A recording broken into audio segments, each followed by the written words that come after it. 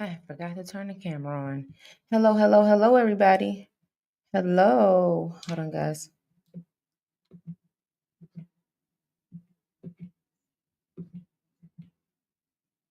Okay, we should be good.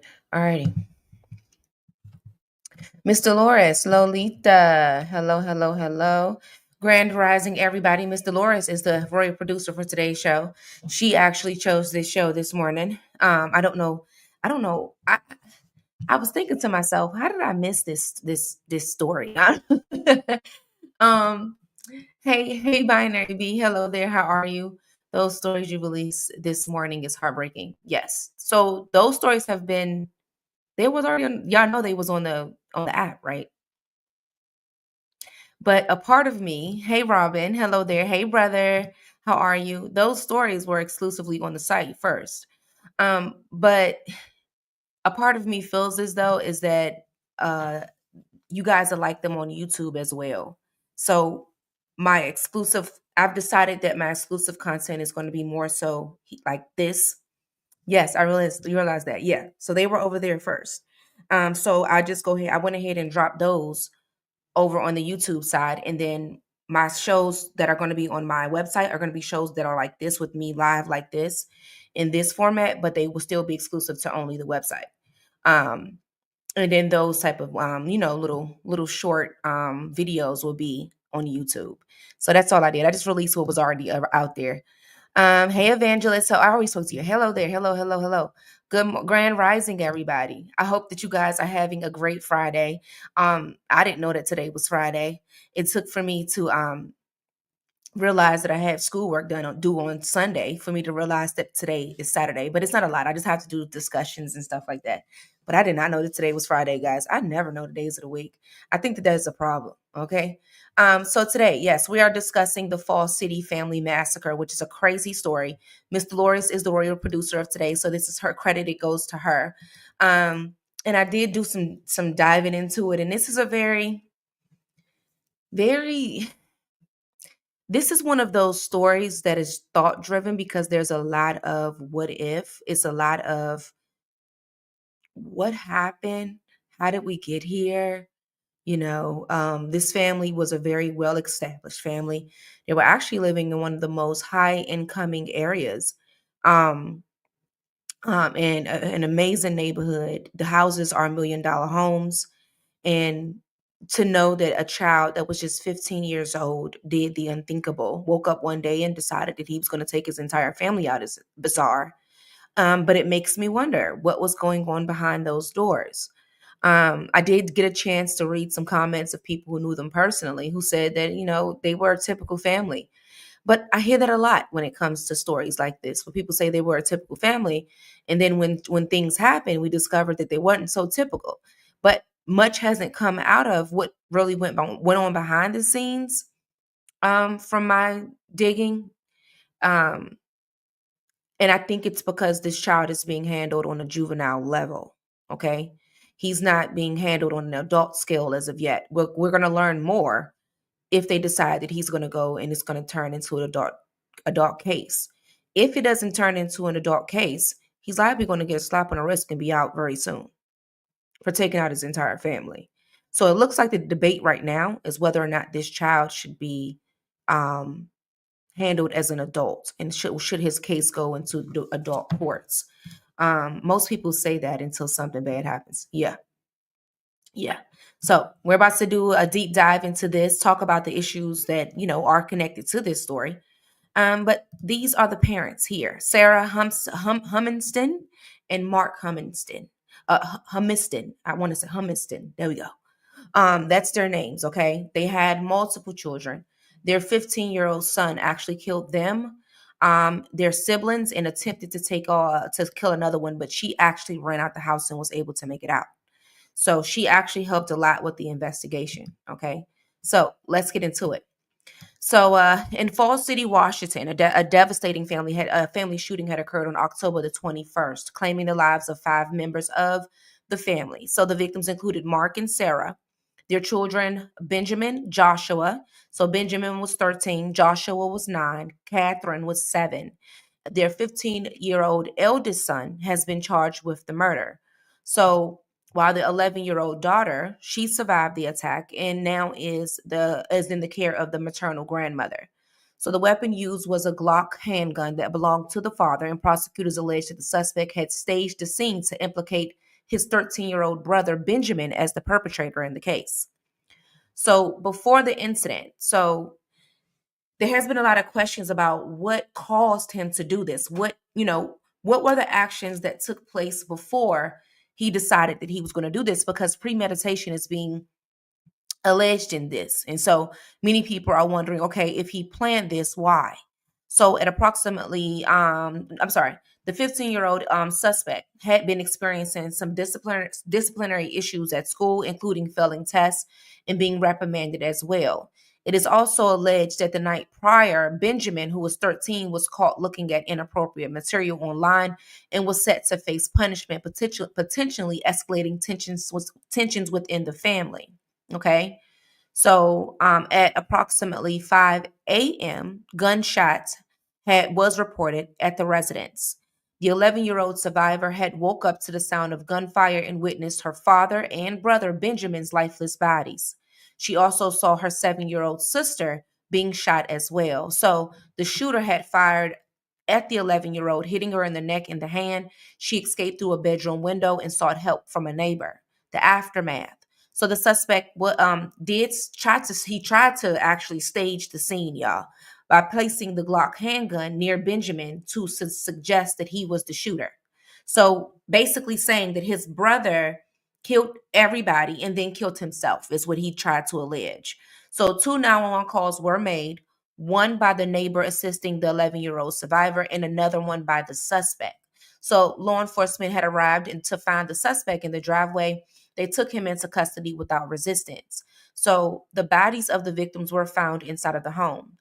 And within the investigation and their findings, autopsy reports thus say that Benjamin's wounds indicated that he was shot from over 2 feet away, contradicting the staged scene. Okay. Then you have access to the weapon. The 15-year-old was the only family member with knowledge of the gun safe combination. Witness accounts. So the 11-year-old survivor did identify her 15-year-old brother as the gunman. She reported seeing him check the victim's signs of life before fleeing. Okay. So before he went outside, he actually put his hands on his family members to see if they were breathing or not. Now, forensic evidence. So, the absence of blood on the suspect raises questions about the events. However, no evidence directly supports the suspect's claims that Benjamin was the shooter. There was also some diary entries as well. So, a diary was found in the suspect's room containing troubling entries that allegedly expressed some resentment towards his family.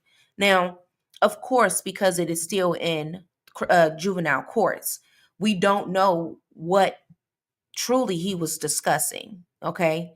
um this one is one of those things that lead people to wonder, what was he writing about and what caused the resentment.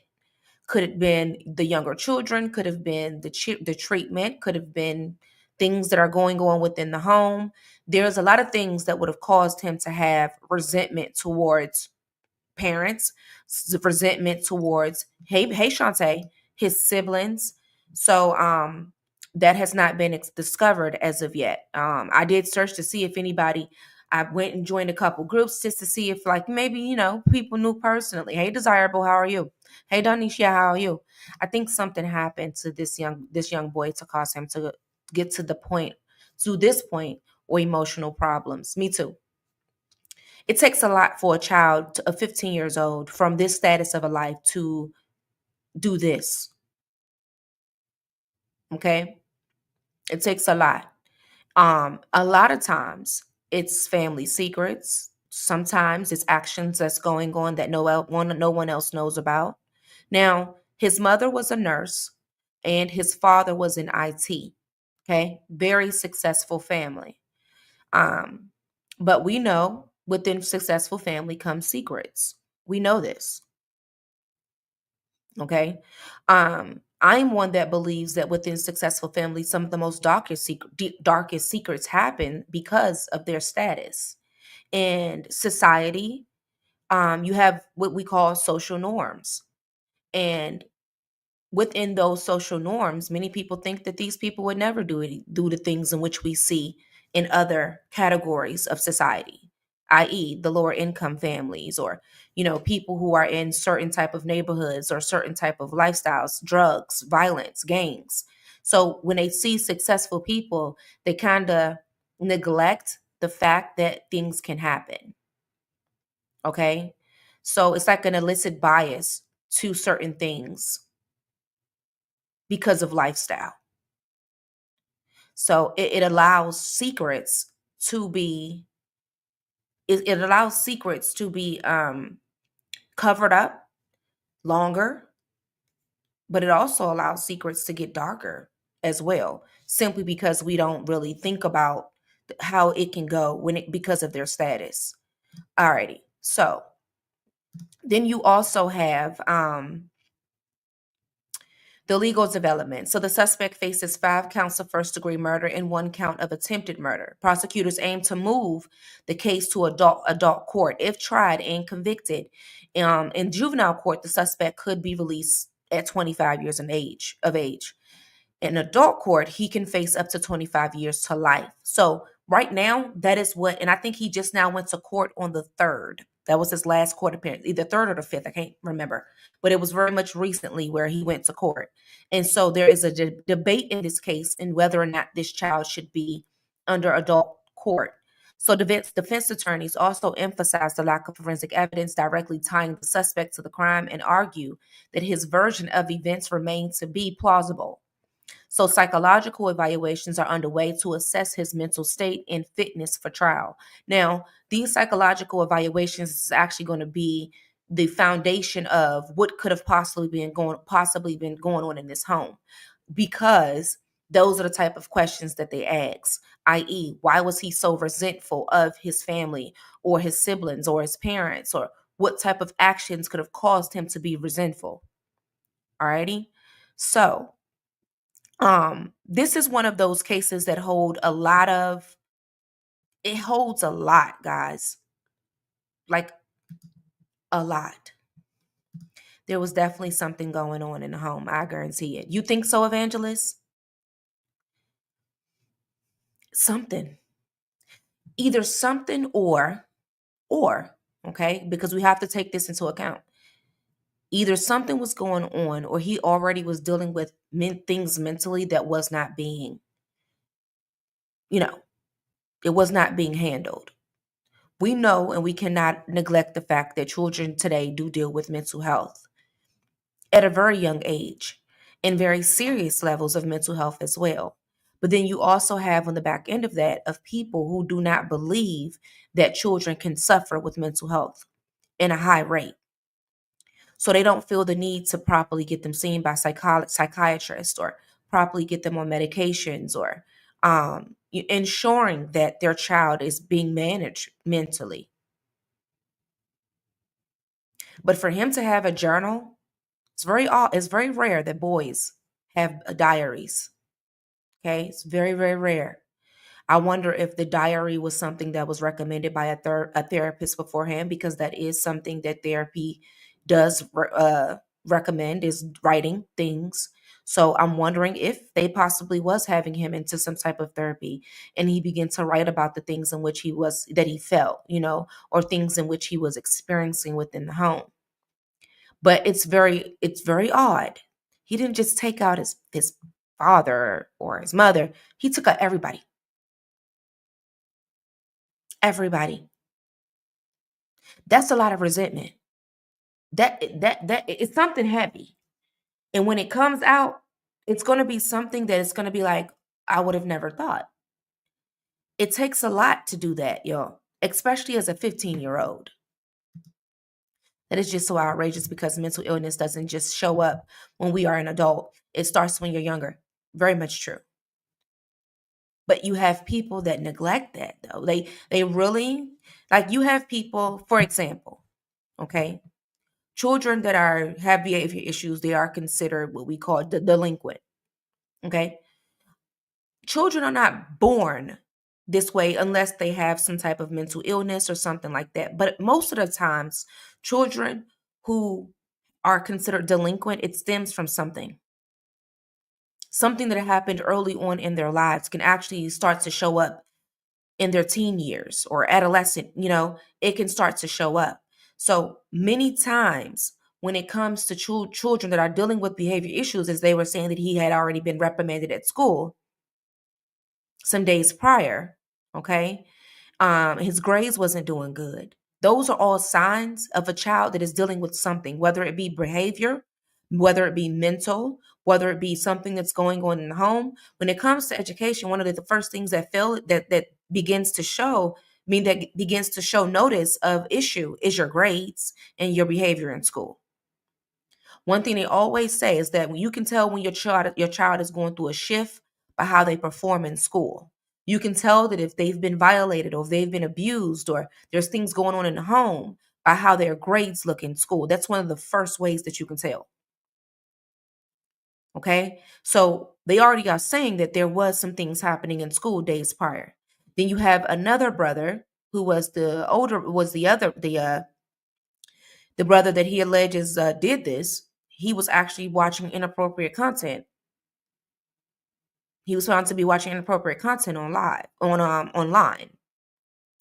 Why? Of course, he's going through puberty era. We can take that into account. Okay? But what about that would make him want to do something to his brother? Either or blame it on his brother, shall we say? Because this is the same brother that he alleged did this. Okay? The one that did the inappropriate content is the one that he's alleging actually killed everybody. So is the resentment towards the brother? Why out of all the siblings he chooses this one? I wanted to the school try to see what was going on with him. Well, we know how that goes. We know that schools are not schooling. Counselors are not counseling. And many times they wait a bit too late. And by the time they do decide to do something, either somebody's missing or somebody's dead. Because they wait too long to alert people, family, therapists, mental health specialists. They wait too long to decide that there needs to be someone to step in that specializes in this.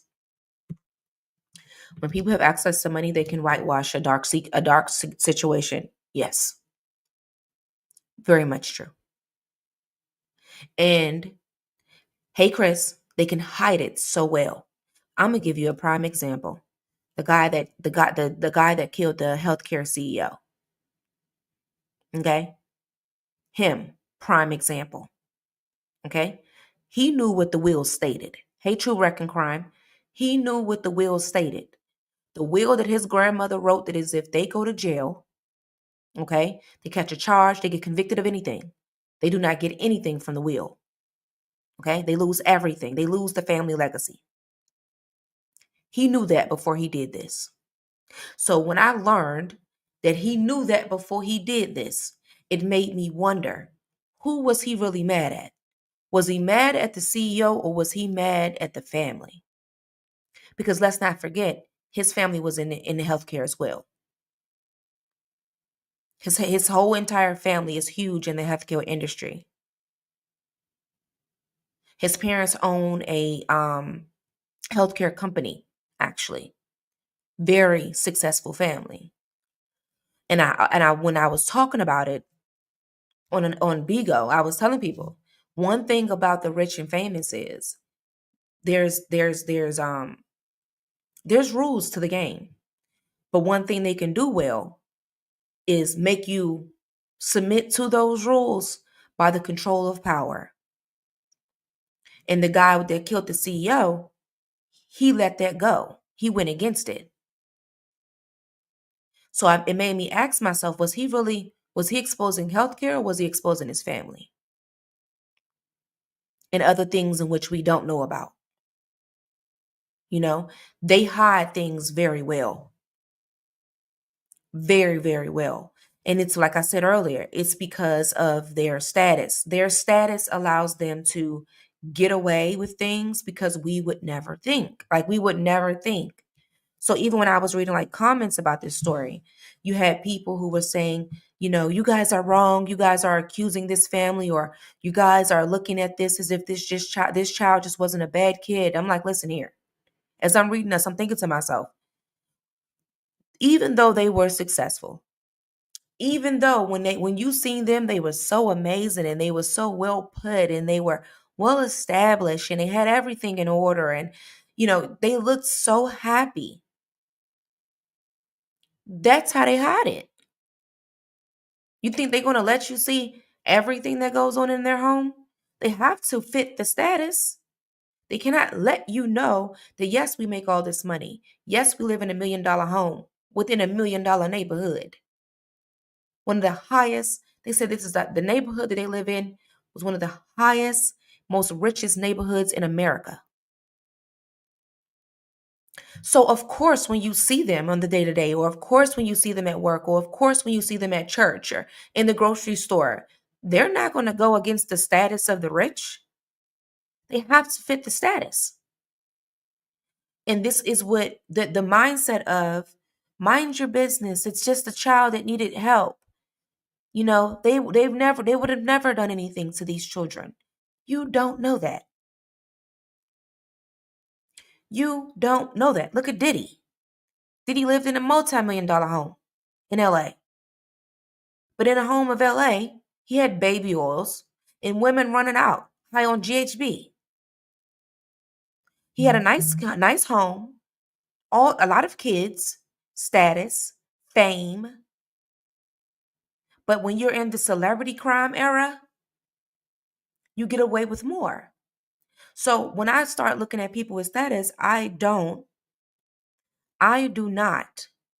Okay? When I see a person that is of status, I don't doubt nothing because I know how deep it can go. It can go to deep as hiding bodies in the basement.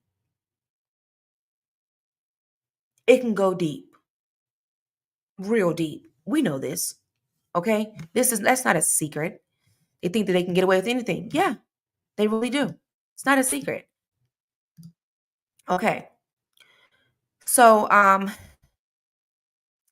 along with we have the lack of evidence with, him not having any blood on him. Of course, he's not. He's shot at a distance. For one of the people, I think they said the little girl, he shot her about 2 feet away or something like that. Okay. So of course, he's not going to have any type of blood or anything on him to say that he did this. Okay. But I don't see this 11-year-old girl, because if this is premeditated, okay, and he did this, where's this little girl getting this detail from? The 11-year-old is the one that's actually piecing this together to say, hey, I saw my little sister deceased. I heard this. I saw that. I jumped out of a window. She's actually piecing together the case. So I think I think the case itself is really cut and dry. Like you can really tell exactly what happened.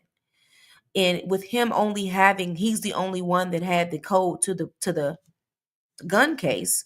That's another thing that adds to the fact of, well, we know that the other child wouldn't be able to do it because he didn't have access to the weapon. He didn't have access at all. Okay. Now we also have to ask ourselves a couple questions. So should juveniles that are accused of severe crimes be tried as adults?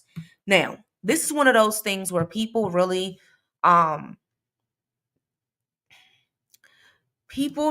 me, myself, yes. I believe that children that commit adult-like crimes need to go to jail for it. Okay.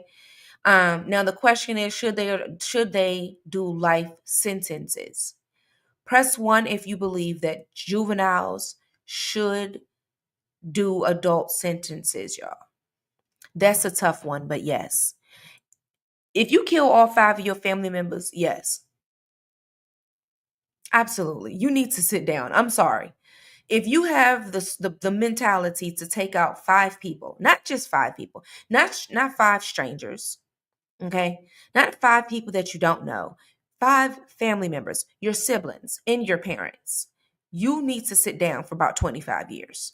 Okay? We need to make sure that you are completely rehabilitated, because if we don't, you're liable to go out here and do it again. If you kill 5 family members, absolutely, you need to do some adult time. Now, there are some crimes, case by case basis. Yes, there are some crimes where, a child could possibly be rehabilitated. I'm going to give you a prime example. And this is going to sound crazy. Okay? It's a hard question. It's one of those gray lines in criminal justice, honestly. Um, I'm going to give you a juvenile that I believe was forced to do something that he didn't want to do. The juvenile from the DC sniper.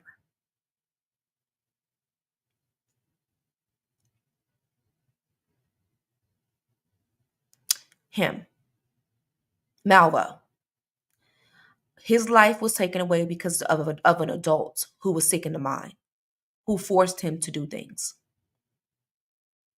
He was forced. Yes, he was old enough to understand. But just imagine being with somebody that is forcing you to snipe people, random people in the street. Do I think that it's a chance that Malvo could be rehabilitated? Yes. You remember that case? Yes, the DC sniper. Do I think that he could be rehabilitated? Of course, I do. And it's because the situation was mainly controlled by someone who's given the death penalty. He's deceased.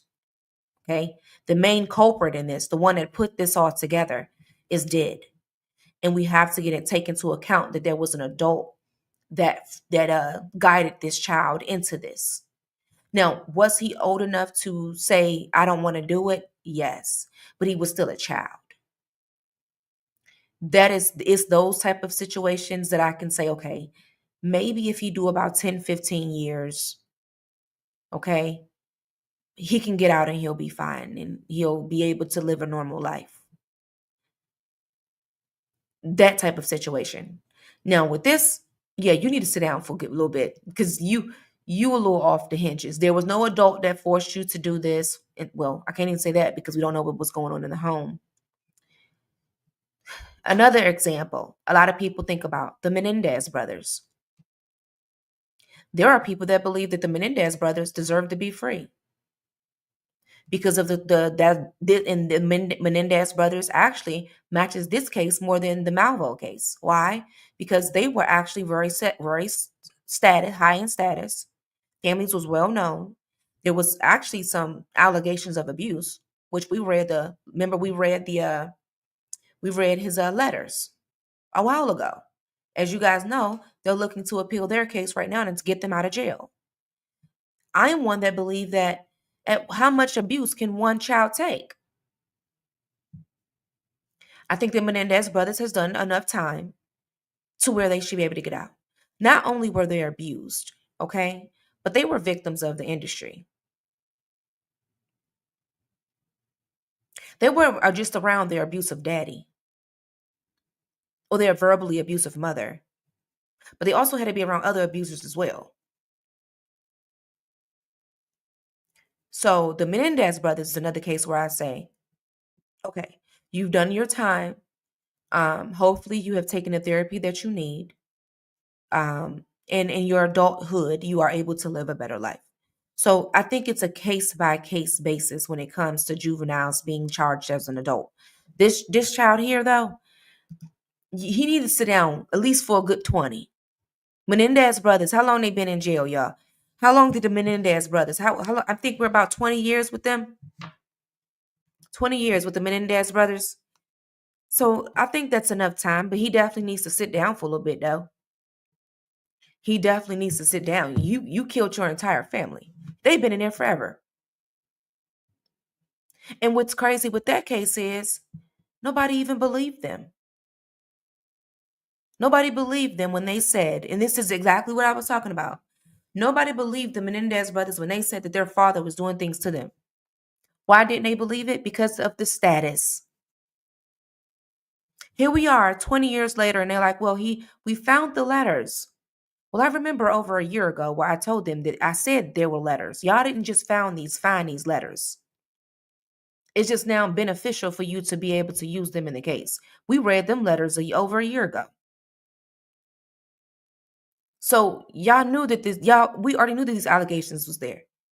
They just didn't submit it into evidence. They didn't allow these letters to be used as evidence. And now they are.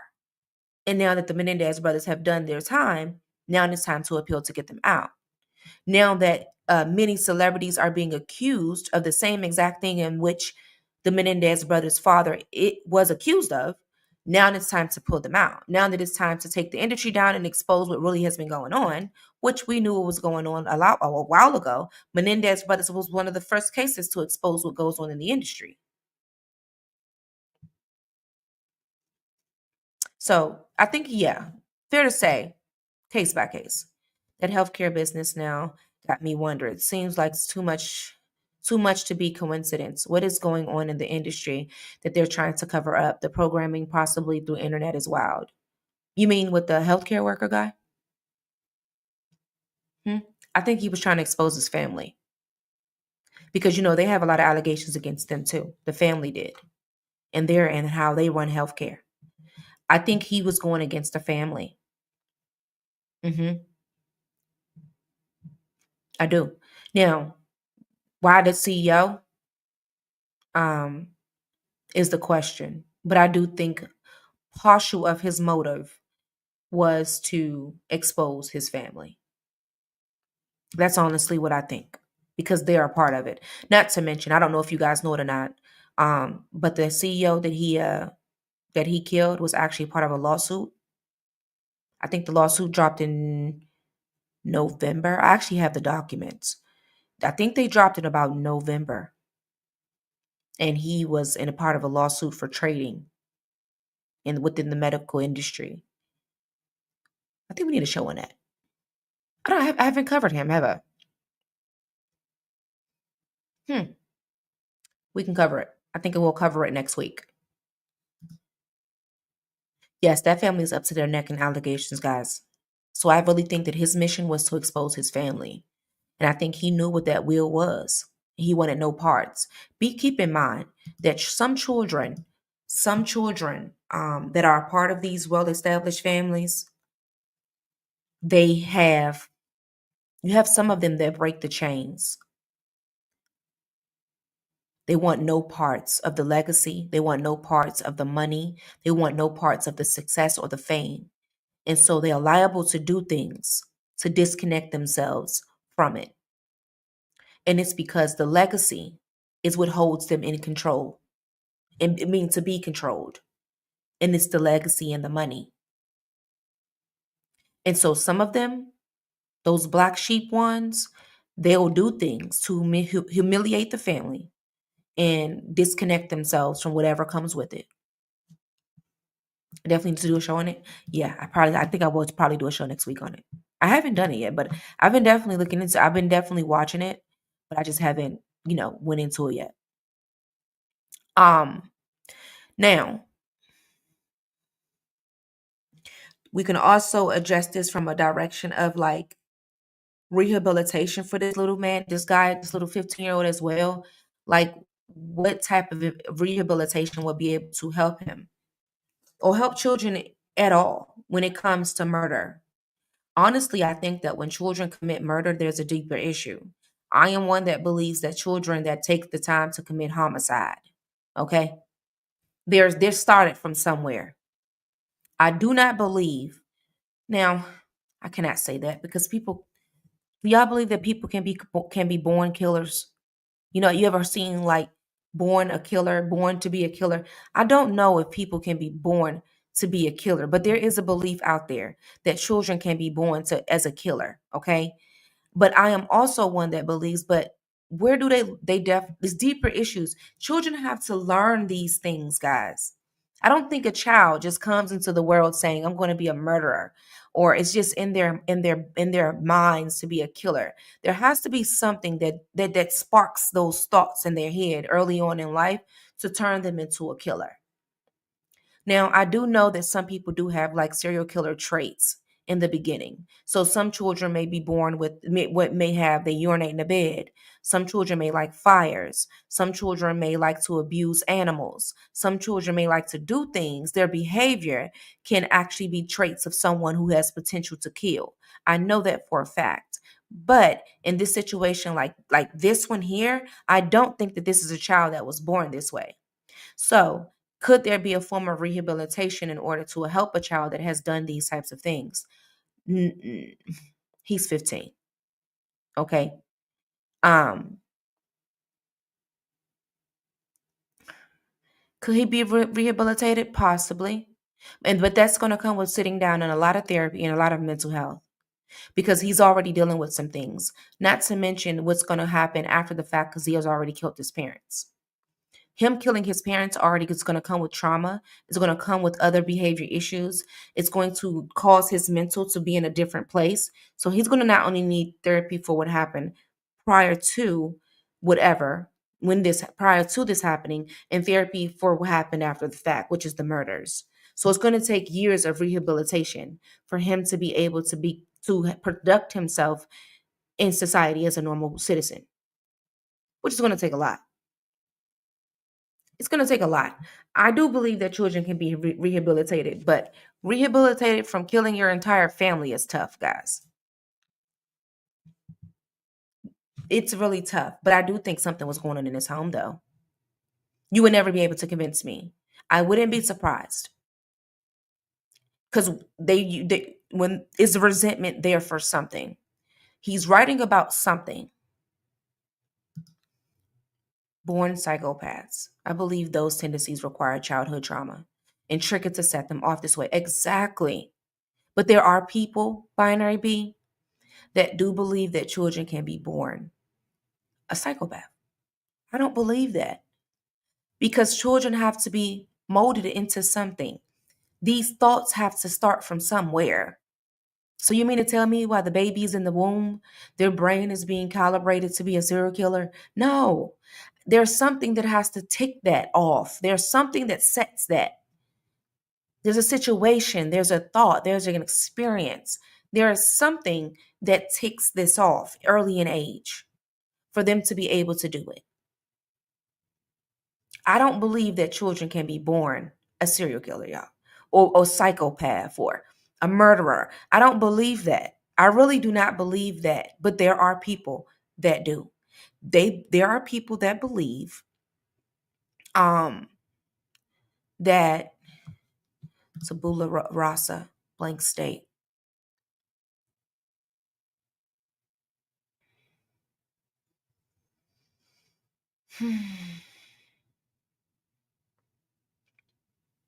Mm-mm. But I think that something has to trigger the behavior. Yes. Yes. There's something, guys. It's something that triggers a child to kill.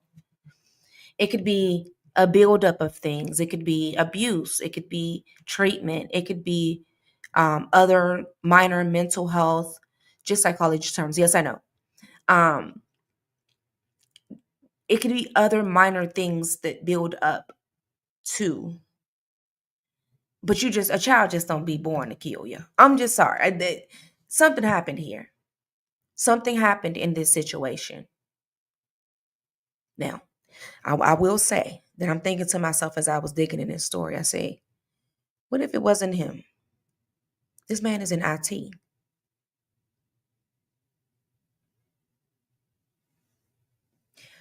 Do y'all know how many people have died in IT within the last 2 years? But keep in mind, this is a very successful family. This is a very established family. So we know that they probably knew some people. And we know that the IT world has gotten a little ugly. Okay, we've lost the Cash App guy. Okay. Um, Diddy's cellmate is a huge Bitcoin scammer. Okay. Um, what was the other who was the other IT guy? Who was the other IT guy that passed, y'all? We had the Cash App guy. Um, there's a couple deaths that has happened in IT. We're going to do that next week. Let me write that down.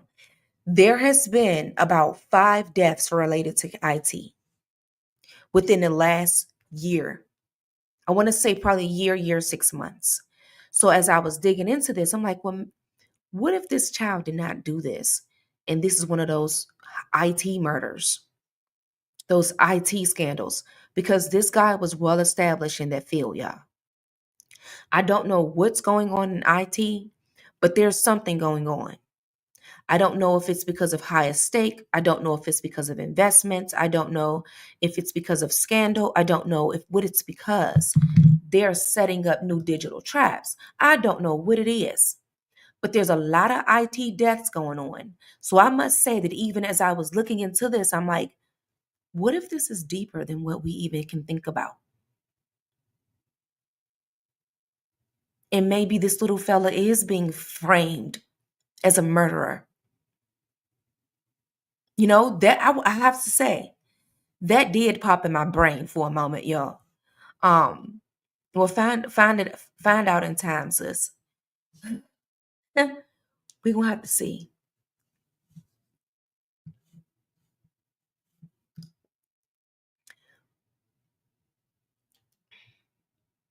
Super sus, like when all of the naturopath physicians. Who is those? What they study? That's psychology. See, I'm a CJ major now, binary B. But when you in these psychology words, naturopath, naturopath physicians. What do they study? Y'all know I can't. What medical stuff? What do they study? What do they study, y'all? We're getting taken out all circumstances before. What do they? Natural medicine. Why you ain't just say natural medicine, binary B? Come on now. Why you just tell me? Because they would be speaking out on how to fight infection. Yes, they were the guy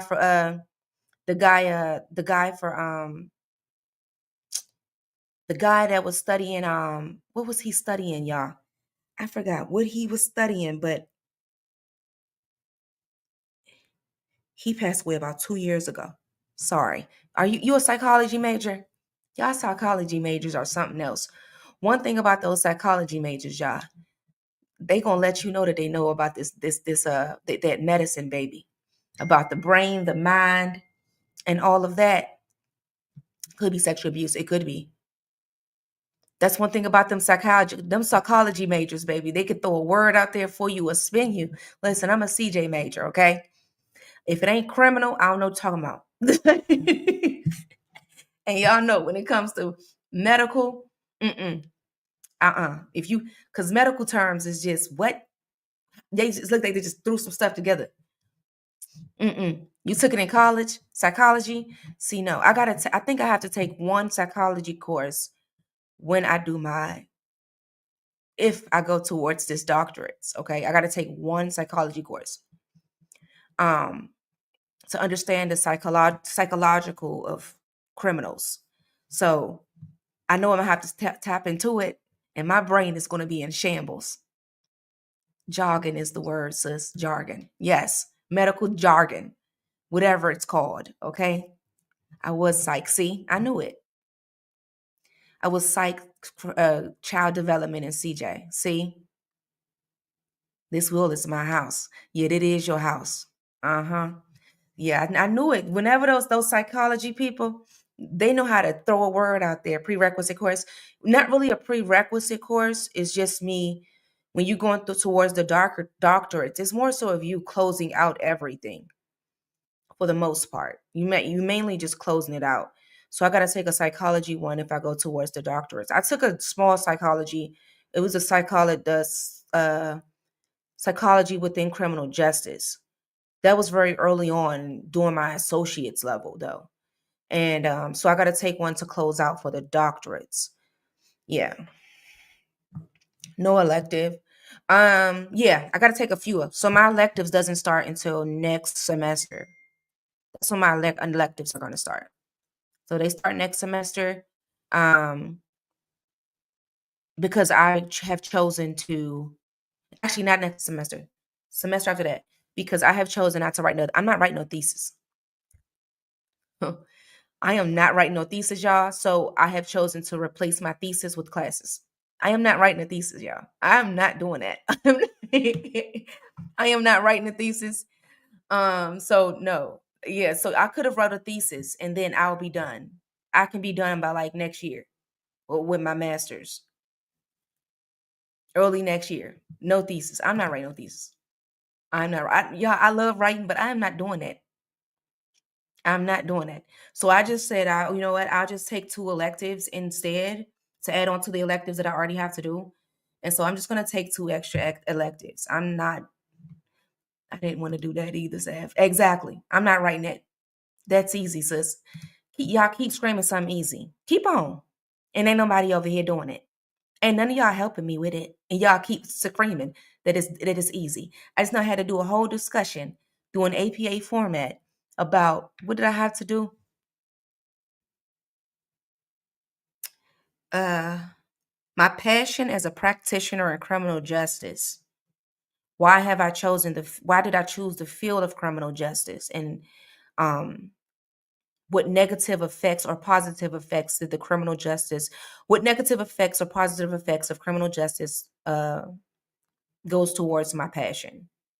And then I also had to add, some references in there in APA format and all this and all that. So my passion of criminal justice is because I was a juvenile delinquent. That's what it That's mine. That is my passion because I was a juvenile delinquent, y'all. So that's why I chose criminal justice. But I have already always loved crime. But me being delinquent just kind of made it better, because I've been on both sides of the law. So that's why I've chosen the criminal justice field. Yeah, that's easy. Yeah, they over here talking about some do it. Y'all already. How much you charge, Dolores? For what? Dolores, you do papers. You write it for me?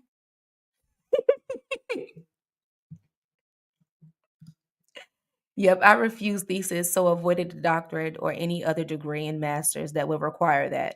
Smith L. Campbell, yeah, because so when you do your doctorate, you have to do the dissertation, and that's a page. There's a pages of research. So if I'm going to work towards my doctorates, I'm gonna avoid thesis by any means necessary, because I know I have to write the dissertation. Okay, that is not a choice. I don't have a choice but to write that. So if I can save myself, then yeah, we're gonna go ahead and take two extra. I think it's two or three extra electives that I get to choose from a long list of things that I can choose from. And so I'm going to choose three extra classes instead of writing a thesis. It's just not happening. Okay. I agree with your husband about you getting your doctorates, but ain't nobody over here help me. Evangelist, did you writing a paper for me or something? And since y'all are agreeing with him and things, every time I say I might, he be like, "No, when you do." Every time I be like, "If I go, no, when you go." That's what he keeps saying. Every time I mention is if I go, he be like, "No, when you go." And then he started crying the other day, y'all. What do you want help with, Royal? Anything? He started crying the other day. He dropped a tear, y'all. He dropped a tear the other day, talking about me getting my doctorates and how far I've come. And I'm looking over, and we talking about it, just a casual conversation, y'all. And and I'm like, "Are you crying?" He's like, "No, it's just raining in here. It's just raining." I'm like, "What are you crying for?" He said, "Because I'm so proud." It's like, "What's wrong with you? What are you crying about?" He's like, "Because I know how hard you work and how far you've come. And just to see it, because I already knew that you were going to be great, but I didn't know it was going to be like this. I'm like, oh, crying for it. It's like, what you crying about? What you crying for? It's just, I'm so proud." So I have no choice, y'all. But yeah. So yeah, y'all in them words. But yeah, I don't we so next week we just thought about two stories, okay? Thought about two stories. So we're gonna do the uh the guy that killed the CEO, and then we're also gonna do a lineup of all IT people that were killed or died randomly within the last year. 365 of IT crimes. That's what we're gonna call it. Okay. He's a good brother, sis. That man supports you. Oh yeah, he ain't going nowhere. He done stuck in with me until through my craziness and all. I'd be a fool if I leave. I'd be a dummy. Okay? If I was to go anywhere, I would be a fool. All right? I would be a fool to pick up and go anywhere. I am happy here. I love it here. I love it here. I love it here, y'all. I love it here. I love it here. I love it here. So that's gonna be our show next week. But yeah, I ain't going nowhere, Chris. I am spoiled, okay? I'm spoiled. I always tell people when I be live, I be telling him, you don't pay no bills in here. So when I get to saying that, he be like, how much is mortgage? I'm like, huh? How much mortgage is since you pay all the bills? So whenever I want to mess with him, that's what I talk to him about. He be like, so how much is mortgage? Since you the one that run this, okay? Since you the one paying all the bills and things, how much is the mortgage? How about the light bill? What that look like? So yeah, I ain't going nowhere. I'm too spoiled to go anywhere. I am too spoiled, y'all, to go anywhere. I ain't going nowhere. I'm too spoiled. My life is already set up too nice for me to go anywhere. Alrighty, guys, so I have to get ready to go. Today is Friday. I don't know what I'm gonna do when I get off of here.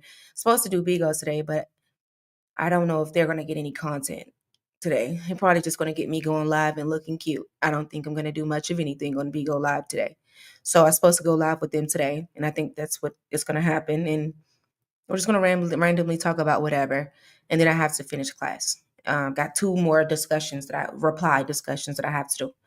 And I'll see you guys on Monday. Okay, Monday. I think the serial kill the IT show is probably going to come first, and then we're going to do probably the CEO guy.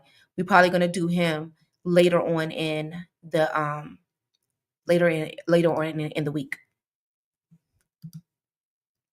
Nice to know that's an option now. Thanks, Sav. Now I just gotta wait until they stop pushing that trans promotion and put in punishing psychologists who counsel in any non-gay way before I go back.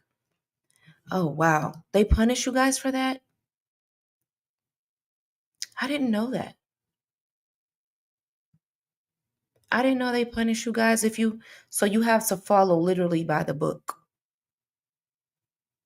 Hmm. News I can use. I didn't know that. Yeah, so the school that I go to, should I say, they offer you to replace your thesis and all of that stuff.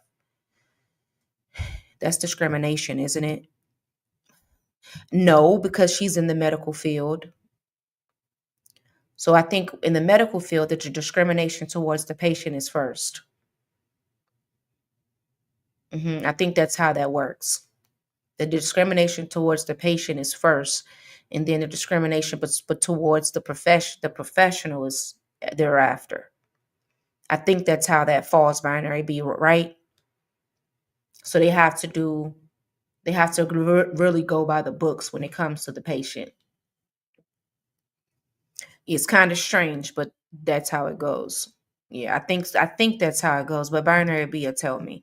But yeah, they have to literally follow, you know, medical things, which sucks. But yeah, well, it's good luck on that. Going back to school. I hope you do go back, so I won't be by myself. We can study together. Alrighty, guys. I'll see you guys next week. Okay. If you have made it this far in the if you have made it this far in the replay, please put a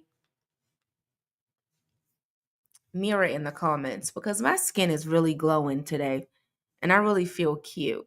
Okay. If you are watching the live, put some lipstick in the comments. Even though I don't wear it, some of you guys do look good in it. So y'all put some lipstick in the comments for today. Because my skin is definitely glowing today.